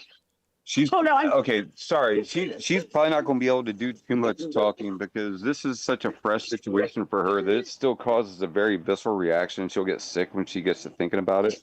Okay. I am her husband. Okay. After watching Sean Atwood's video with Anya Wick, my wife started having some downloads come in from her past trauma. She was sexually abused from the age of 9 to 12.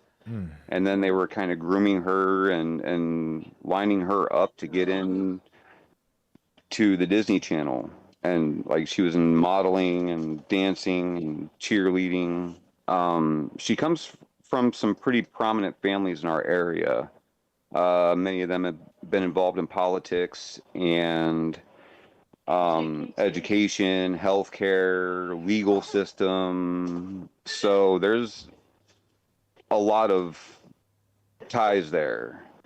One of the things we started putting together after the fact was that she has actually been to New Albany.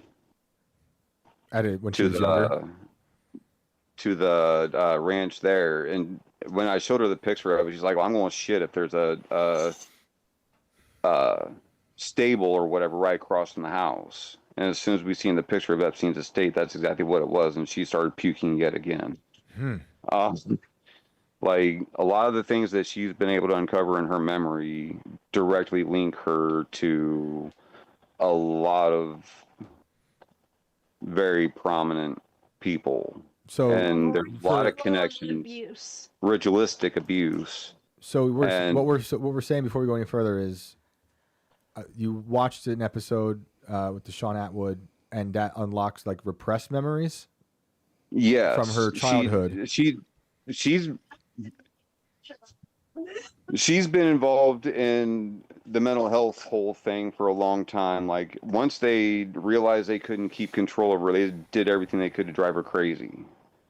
They had her on a bunch of medications, like 32 medications at one point, and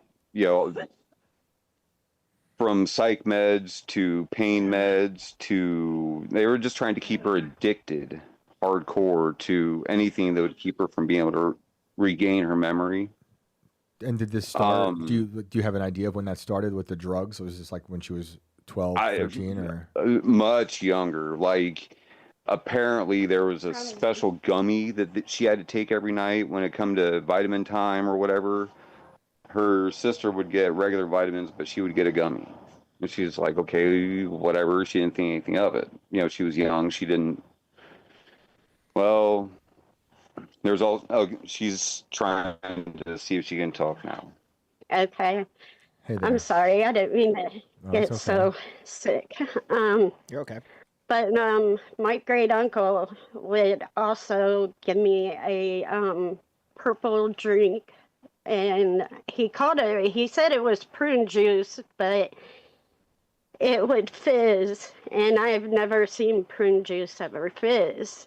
But it was right before I would go to sleep, and he would I'd go to sleep, and he would sexually abuse me. I've also seen a couple of people at my great uncle's house that are Galen Maxwell and Epstein was in my... She's saying she's seen them? Yeah. Now to give a little background on this, like the veil was pulled over her so tightly with the drugs and stuff that she didn't recognize these people when they were in news cycles now, right?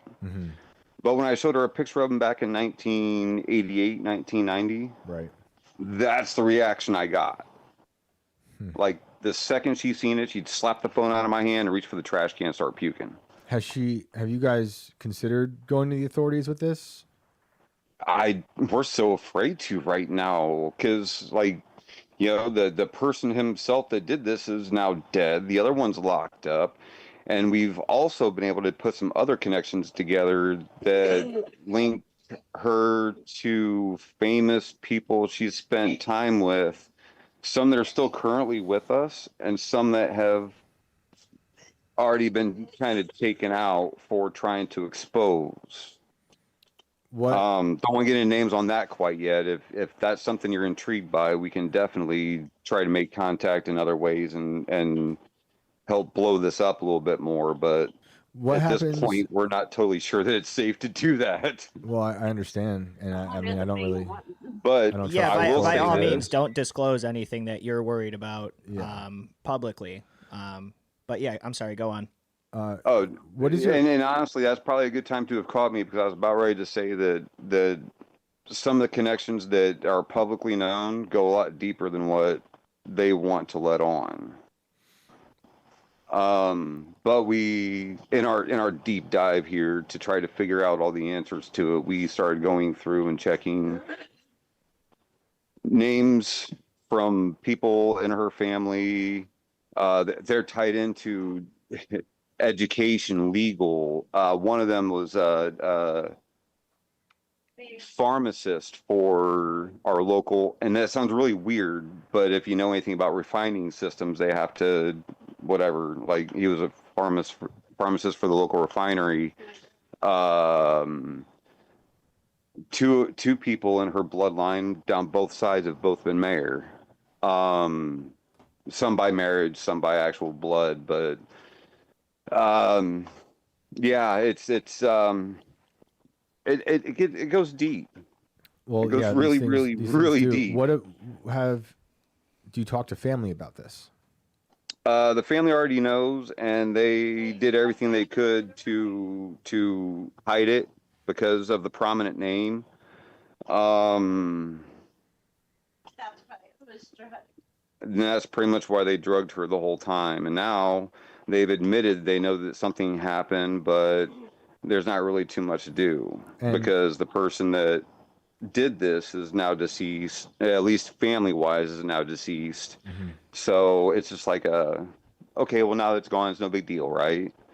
They seriously tried to paint her off as crazy for a long time. They took her kids from her for like 8 years, and they did all kinds of things to try to paint her off as crazy so that anything she would say would just be like, oh, well, that's just Monica. It's like, how's her sister? Her sister's like a little older than her, but she never had any issues as far as we know. Yeah, God, I really wish we could just blow the lid completely off, but yeah, we don't want to make any mean, you don't want to make any crazy accusations and say names, just yet. Oh yeah, definitely, because for your own that safety. could definitely have people knocking on our door the next day, and we don't want that neither. Yeah. Depending on the information, they'd be knocking on your door tonight. No, that's fine. Yeah, true that. So we're definitely willing to try, because it almost seems like it was a God sent thing. I promise you, and we've got receipts. We could seriously sit down and break this whole thing down and show how it all lines up. And it's not just on her end, it's also on my end as well. Like, at least some of it. Like, my family, her family, both go back to Operation Paperclip. We're both subjects of MK Ultra. How so with you?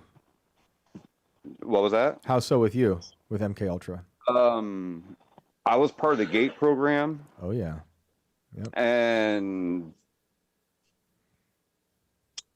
I have a feeling that if you know anything about the Encirca, I don't know if I want to say conspiracy, but the Encirca route of how they use that in Operation Paperclip to bring people over and all that kind of stuff, like that tracks all the way back to my family as well. Okay. Her great grandfather, she's got a lot of names are well known, at least one name that is almost nationally known, in her family as well. Like, it's crazy how this stuff all ties together, but it could be linked to local credit unions, schools, mental health, For Charlie. politics, all that kind of stuff. Yeah, well, if you guys have if you're on Twitter, hit me up and I'll see what you have and we can talk, and I want to hear more despite how horrific it sounds. It's been a month and a half since we started unfolding a lot of this, and we did reach out to Sean Atwood. He did reach back out to us at one point, but he never really got back to us a second time around to try to. I figured if anyone would be able to help connect us to somebody that could potentially help blow this up, it might be him. And we was really hoping that maybe he'd get us in contact with Anya so that they could compare some notes, but I guess if that's going to happen, it's all going to be done in due time, right? You can, yeah. And Who Max is. hit me up on Twitter. And maybe I have someone in mind I can maybe link you up with. And that would be amazing, because I'm not on Twitter, though. I'm on Twitter. Okay. Because part of the big concern here is the fact that she has 2 kids and we have 4 grandchildren, and we just want to make sure that they're all safe from the abuse. Like, her kids have already been kind of hit by it, but our grandchildren is what we're trying to keep safe. Yep. So that's pretty much what's inspiring her to go out and tell her story. Plus, I mean, I think it's about time the truth comes out about how deep it goes. I mean, when banking, and this is locally, like local credit unions, local branch of the United Telephone Company, like it really goes deep. And then they had her lined up to get into the entertainment industry. She's We're not totally sure. I mean, she remembers an owl, if that tells you anything. A big owl, if that tells you anything. It doesn't. And she also remembers some meetups with people that are in the entertainment industry now that are still, some currently still alive, and some of them have passed, for basically trying to expose the same thing. She's ready to just try to do her part in bringing the truth out, I guess. Yeah, well, I mean, I'm interested in hearing more. It's horrible, and unfortunately, these things. There's a lot of stories throughout in recent history of how widespread this network is. Not just Epstein, but a lot of stuff that's tied to. I can't think of the name, but there was like a bank. I want to say Missouri had a lot of weird ties to trafficking children. I'm trying to find it right now. Well, the one that her family was involved in was actually absorbed by another one here locally, but I have a feeling that may all tie in as well. So, well, I'd like to see some help for her. It sounds terrible, and what little I can she's help. actually been doing pretty good. Like the only time she really gets like she's getting a night is when she really just starts to getting into thinking about it and stuff. But other than that, it was actually kind of freeing for her. The second she really started getting to the bottom of some of the stuff, a lot of her health issues that she was having also seemed to melt off. And I promise you, like I sat and watched it myself, like to go from being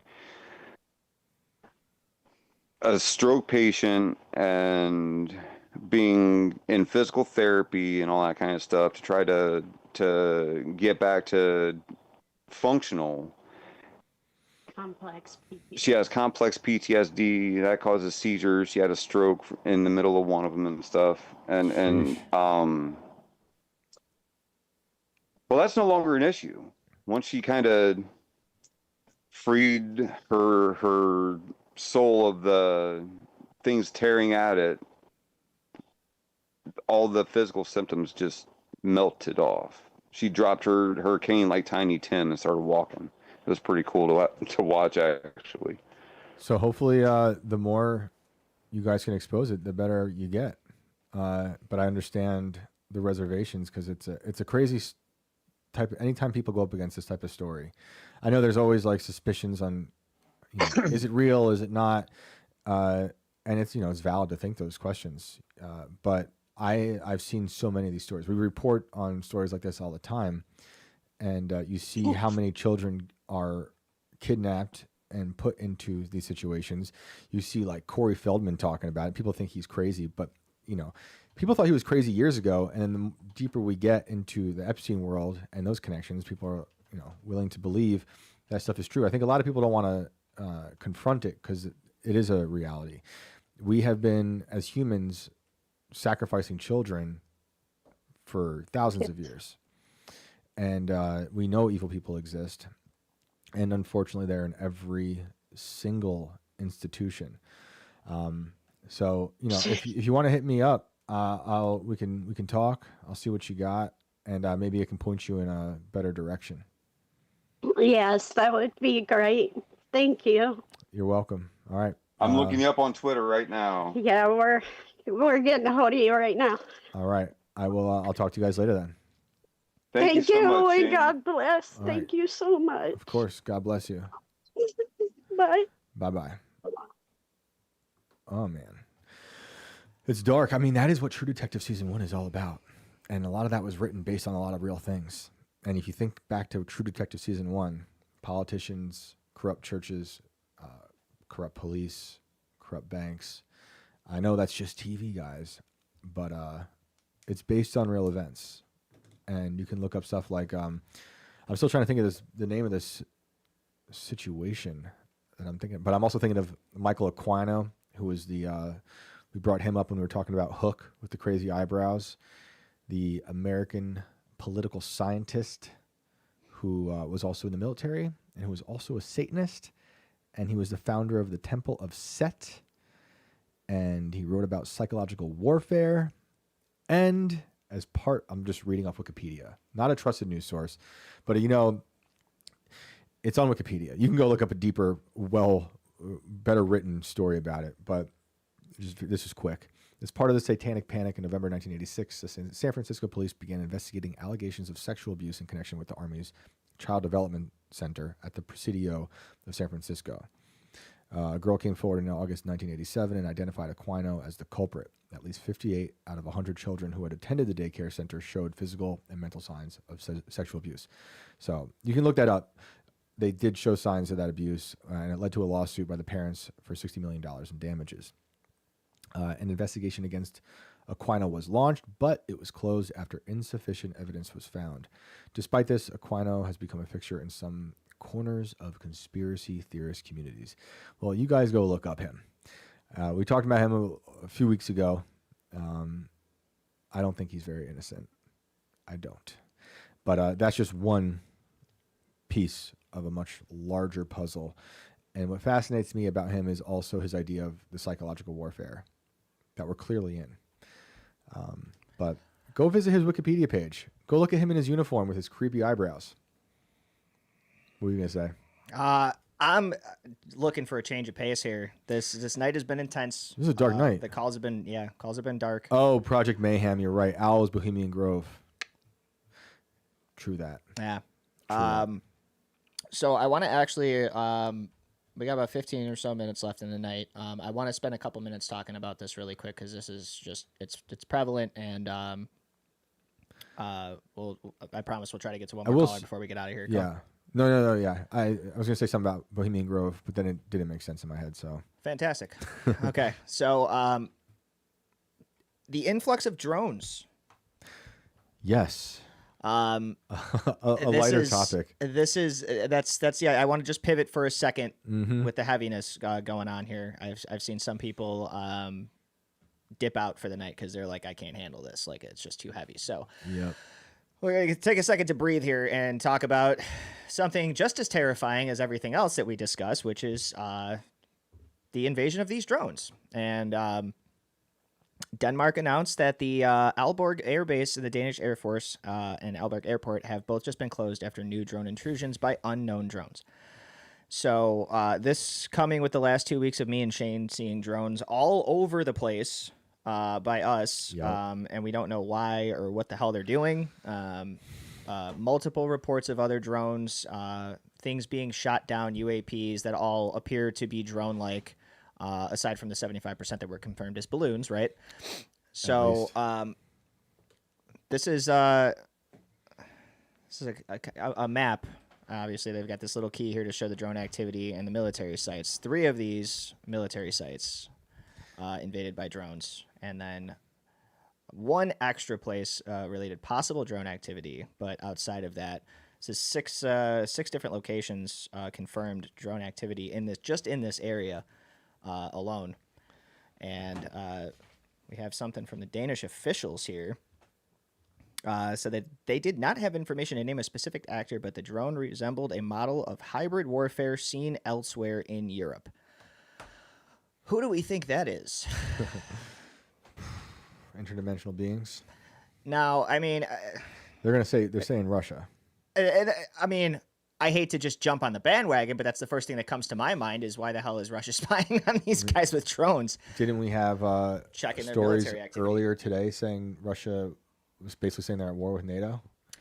Didn't we have Hegseth call for a meeting with all the generals today? That's happening on the 30th? Like, I'm not lying. It looks like they're gearing up for something, and I think they're gearing up for something.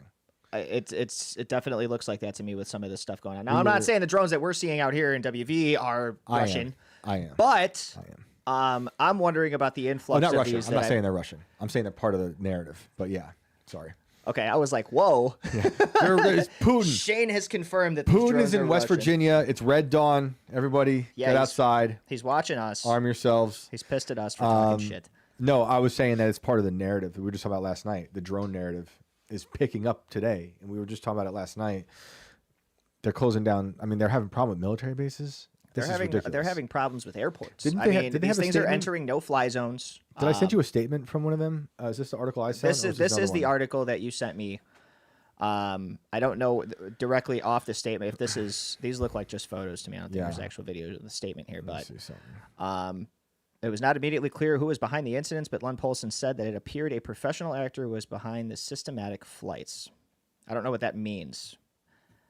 A professional actor. That's their way of saying Russia. Right. That's from possibly. I mean, I can Danish see that. Minister. Yeah. That's what they said. Yeah. we will. While careful not to directly accuse a specific country, Danish intelligence officials reiterated that they estimate the risk of Russian espionage and sabotage in Denmark as high. Great.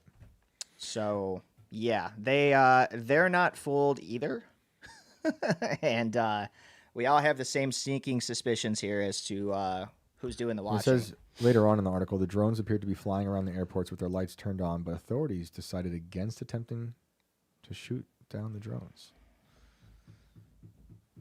Isn't that interesting? Depending on the craft, it's an act of war, isn't it? But also, is it not if you're another country invading another country's airspace with spy technology? The last time I checked, that's also crossing like a line that you're not supposed to cross. This is pretty epic news coming out from over there because the Danish prime minister said the Copenhagen incident is the most serious attack on Danish critical infrastructure to date. So I wouldn't take this story doesn't seem like it's going anywhere. Like at first, yesterday when I was looking at, it's just drones. I'm so numb to the drone thing. Shouldn't be, but we've been hearing so many weird stories about drones and no one really doing anything. But this is it's escalating. And I don't know. Maybe it has nothing to do with the Hegseth stuff. Maybe there's something else. Maybe they're going to war on Antifa. And that's going to kick off at the end of September. The article claims here that the goal of the flyovers was to sow fear and division. Right. And it has over there. I mean, their military bases are having issues. If your military base is having an issue with drones that you can't understand, your country's got an issue. Well, if our country has an issue. I mean, you could also say if your military base is having these issues and not responding to them in real time, right? That's also an issue. Why are you allowing these security threats to be seen as being better than you are? Yeah, and also it's like always the war hawks who are always so quick to be like Russia.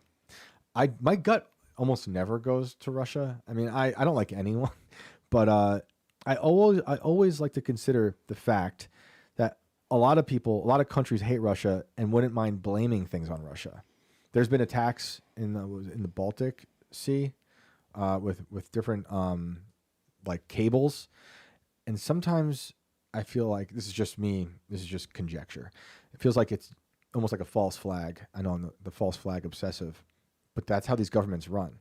Italy went through 30 years of these things where they do something, they blame it on Russia, and then that escalates, that accelerates, and now we have, an issue. And not for nothing, Russian espionage has always been a prominent buffet item on the side menu here in America. Yeah. It always has. It probably always will be. So I get it. But like in instances like this where they're actually close within range to do this, they're active in fighting and engaging in war and in trying to acquire territory that doesn't belong to them, at least currently. You start to look at other things, and there's been so much talk about warmongering and things like that coming out of Russia and them turning their sights on other places, and this not stopping, Putin having a secret agenda where he wants to continue this and really blow this up into World War III and seize more territory for Russia. Or it's Zelensky, the Ben Stiller of Ukraine, trying to start World War III, blame it on Russia. That bastard. I mean, and there's a lot of there's already countries playing ball with some of this stuff, even on their own terms, right? We've seen this with Israel and everything like that. So it's hard to know where we stand with this or where this is going, but we do know that the propellers are spinning. No pun intended. Are spinning. I'm still trying to recover from that last call. Yeah. How are you guys doing?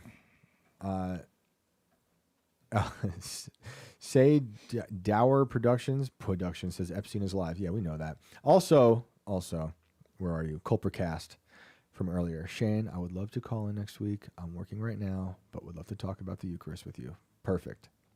I would love it. Thank you. Appreciate you getting back to me.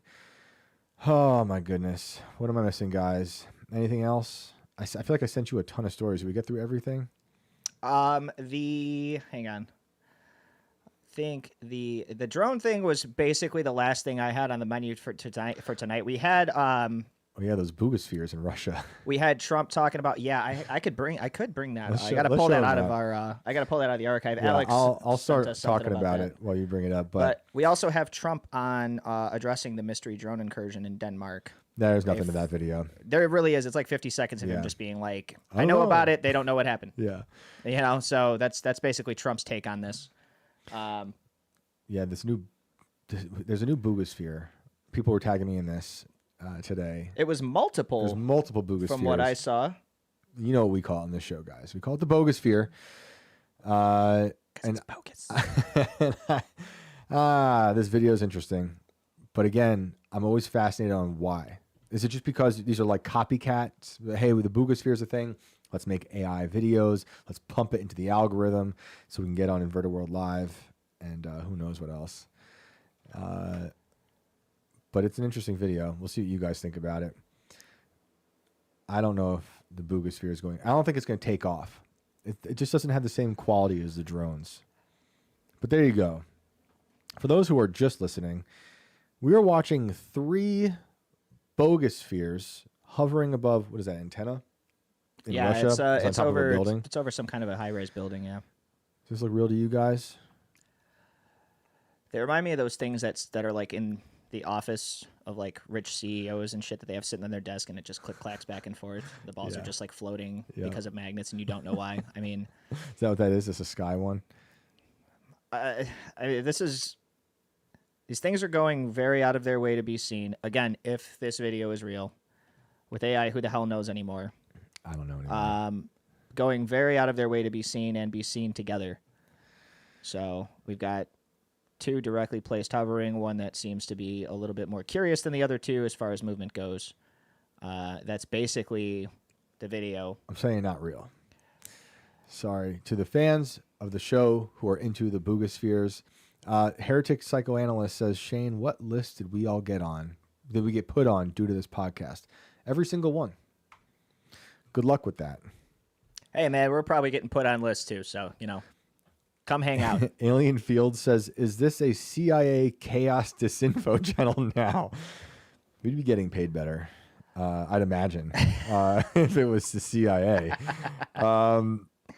Yeah. I would definitely hope so. I would have bought us a new couch by now. But, you know, I always think about that with like a new couch. I always think about like people who don't even realize they're working for the CIA. So they might not even be getting paid well, but they're getting like when you told have to say convince things. somebody that they're a fucking spook, you know, like, dude, you're a spook. I think about that Don't though. act like you're not. You know, like I think about Operation Mockingbird all the time, and you know, we do talk to a lot of people through this show and through the stuff with Tim, and I get messages from people. I'm just like, this is I'm not touching that. Like it just seems like something that someone wants me to say, and it's just random messages, you know. And I'm skeptical. I'm skeptical of everything, but you can just tell sometimes that I'm like, that doesn't feel authentic, and I don't want to boost in authenticity. I have my own issues already, but that's what Mockingbird does, and Mockingbird is still in play. Who knows what they call it now, but it's happening all the time, especially now. Like right now, I think we're in a war. I think it's already a large psychological warfare happening on all of us all the time. And just look at how the Charlie's assassination is going and the way it's splintered into every possible scenario. They want us confused. Elongated Musket, thank you for the super chat. And that is exactly where my mind went. And I said, Shane, you don't have to bring up Twin Peaks right now. This is a wild phone call. Not everything is Twin Peaks, but most things are. And you said the owls are not what they seem. But I think David Lynch was telling us a deeper truth, and he passed away earlier this year. That was a bummer. He will be missed. He will be missed. Anything else I missed from you guys? Yeah, Renee, question everything. You have to. Question me, question Brandon, question yourself. Yeah. You know, I think we need healthy paranoia. We do. Paranoia is okay, you know, because it keeps you safe. It's why it's in us to question everything, because you just don't know. What we do know to some degree is how much they have weaponized every institution against us for many, many decades. So you got to keep an eye out, you know. That's why I check my indoor-outdoor cat for listening devices anytime it comes home, because the CIA spook house that I believe is down the street. What about you, Brandon? It used to be Bob Barker, I believe, telling you to have your pets spayed or neutered at the end of the show, and now we're telling you to check your pets for listening devices and possible bombs. Maybe did they put bombs on cats? I think they've tried. Have we seen that yet? Yeah, they put bombs in fake birds for sure. Bombs and cats might be a thing. The python rabbits, maybe. The CIA did try turning cats into spies early on, and it didn't work because cats are cats. But I'm sure they've perfected that. They've got fake cats now, fake dogs, fake birds. They got it in the clouds. So the birds you feed aren't real, says Renee. All right, guys. Thank you so much. That's right. Ren Dizzle Swizzle, you know, Acoustic Kitty. That was the operation where they turned the cat into a spy. They've got dolphin spies too. So I don't trust dolphins, birds, anything. And neither should you. Brandon, tell them where to find you. As always, you guys can check me out at Brendo Inverted on Insta and on X. Thank you so much for hanging out. Don't forget to like and subscribe on your way out. Follow the show. Thanks for everybody who commented, hung out in chat tonight. And thanks for all of our callers. It was a very, very crazy night. And we will be back next Monday for more madness. Shane, get us out of here. Everybody stay weird. Check your cats for listening devices. I'm serious. Thank you guys for joining us. It was a wild show. The callers, you guys, lot to think about. And again, pray. For those out there who pray, say a prayer for all of us. Please. It is, I'm going to say this now. Keep it in your mind over the weekend and maybe bring it back to me on Monday. Something I've been noticing, I've been observing out in the world. I have seen more car crashes in the past few weeks than I've ever seen.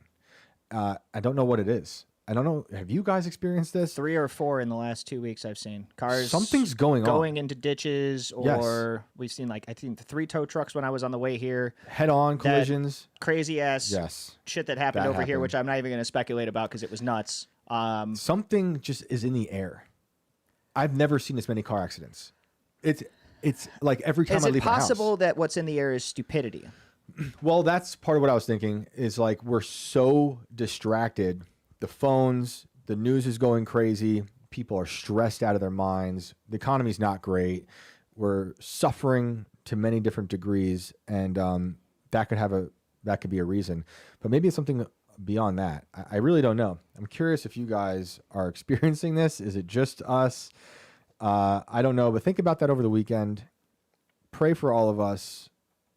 Pray for this country. Pray for peace.